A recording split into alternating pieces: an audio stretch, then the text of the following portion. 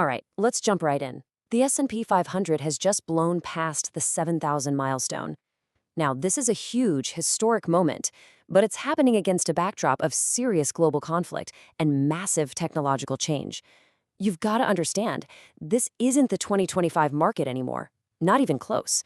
The old playbook is obsolete, and if you want to navigate this new reality, you're going to need a brand new set of rules.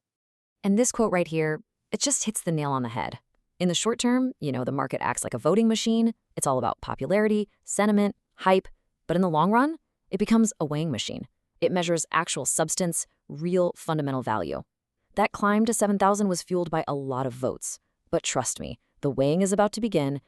So, to get you ready, we've broken this down into a 6-part survival guide. We're going to start with the paradox at the heart of this market, then we'll get into the new rules for valuation and risk. After that, we'll talk about something called the new digital moat, get you prepared for the inevitable correction, and then pull it all together into a real, concrete survival strategy for 2026. Okay, first up, let's try to understand the core conflict that every single investor is facing right now. Because this isn't just some number on a chart, it's a huge signal of a fundamental shift in the market. So what's the paradox? It's pretty simple. How in the world can the market be hitting all-time highs when the world is, well, literally at war? The closure of the Strait of Hormuz sent a massive shockwave through the energy markets. And that forces us to just abandon that old growth-at-any-price mentality we had in 2025. The new playbook, the one for 2026, it demands a relentless focus on fundamentals. The weighing machine is officially in charge now.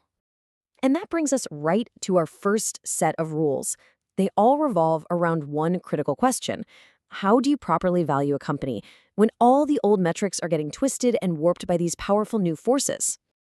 Rule number 1 is the bedrock for everything else we're going to talk about. The whole era of buying something just because it's going up, speculative momentum, that's over. It's being replaced by the need for a rigorous, almost forensic kind of fundamental assessment. You absolutely have to look under the hood. Okay, now what's so interesting here is the story these numbers tell. Yes, the index is up over 26%, fantastic. But look closer at the forward PE ratio. It's actually down, and down significantly from those frothy levels in 2025. That tells you that earnings expectations have just grown massively. But at the same time, the Shiller-Cape ratio is up almost 17%, sitting at one of the highest levels in history. This isn't a simple buy or sell signal. No, this is a huge warning that the market is expensive and is basically banking on absolute perfection. So what even is that Shiller-Cape ratio? Well, think of it as a way of looking at valuation that doesn't get fooled by a single good or bad year. By averaging out earnings over a whole decade, it gives us a much more sober long-term picture. And right now, that long-term picture is telling us we are in very, very elevated territory, historically speaking. Which brings us to rule number 2. Look, in 2026, just saying AI on an earnings call doesn't cut it anymore. You have to quantify it. We have to look past the buzzwords and find the real numbers that show AI is actually turning into revenue. For a company like Microsoft, it's not just Copilot. It's that 37 to 38% growth in their Azure cloud business. For Meta, it's not the fancy vision of personal superintelligence. It's the absolutely colossal 115 to 135 times billion dollars in capital spending. These are the numbers that prove they're actually putting their money where their mouth is. Now, this focus on fundamentals, it naturally leads us to our next section, the new risks. And you have to understand, in 2026, these dangers are structural. They're not temporary. Rule number 3 is a tough pill to swallow. Geopolitical risk is now a permanent feature of the market. The conflict that led to the closure of the Strait of Hormuz, that's not just a short-term headline. It has baked a permanent structural $10 to $20 risk premium right into the price of oil. And the key takeaway here is this. We can't think of $70 or $80 oil as normal anymore. The new baseline for a stable market is $100 a barrel. And this visual really illustrates that central conflict perfectly. Just think of the S&P at 7,000 and oil at $100 as two sides of a scale. They are in direct opposition.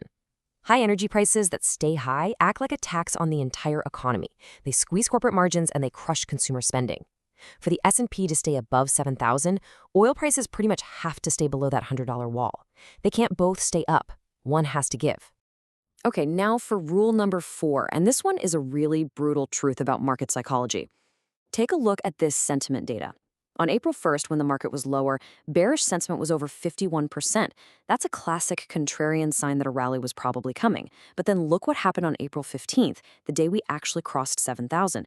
Bullishness, it actually dropped.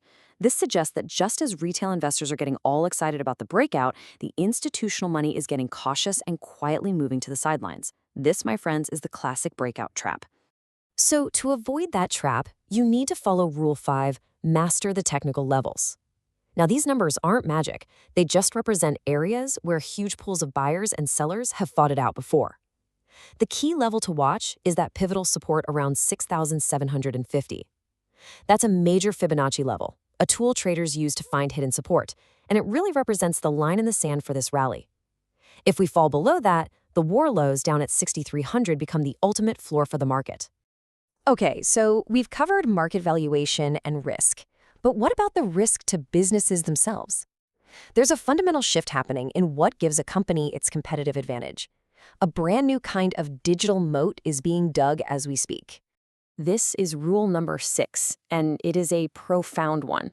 For the last 2 decades, the whole game was SEO, getting your website to the top of Google's search results.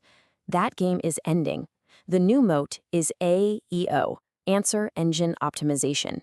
It is no longer about getting clicks. It's about being the trusted, authoritative source that an AI, like a ChatGPT or a Gemini, uses to formulate its answer for the user. And this shift, it isn't some small incremental change. It is a seismic one. And it really all comes down to a single stark number: 70%. That is the projected percentage of informational searches that are going to be zero-click by the end of this year. What does that mean? The user asks the question, the AI gives them the answer, and the user never clicks a link, they never visit a website, the entire traditional digital marketing funnel just completely collapses. If your brand isn't the source for that AI's answer, you effectively become invisible. Which brings us to our next major topic, preparing for the inevitable.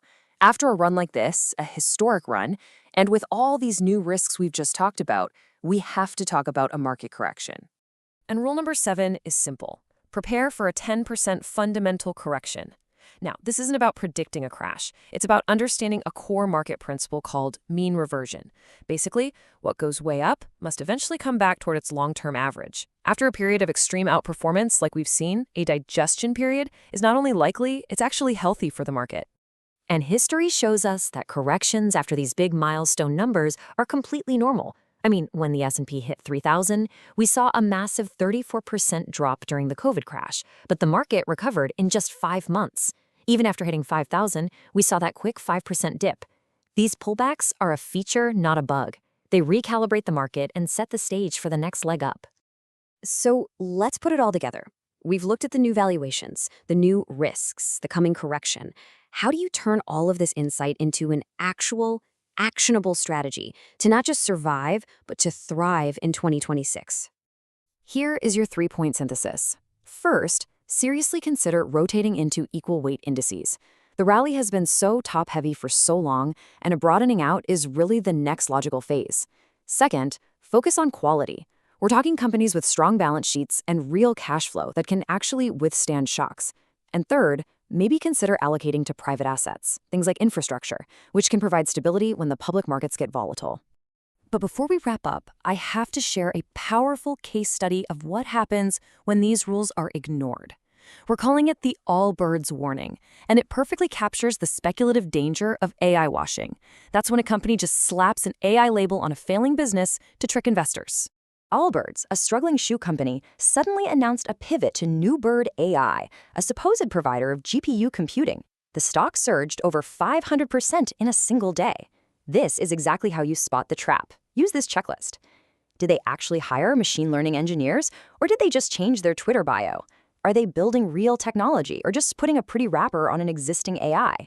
Is the pivot funded with something called convertible debt, which often lets insiders cash out really fast? Ask these questions. They'll help you separate a real strategic shift from a desperate rebranding. So the bottom line is this. The voting machine has had its day. The popularity contest is ending. The weighing machine, the one that measures fundamentals, real earnings, and sustainable moats, is coming for every single stock. And the only question you need to ask yourself is your portfolio ready for the final judgment?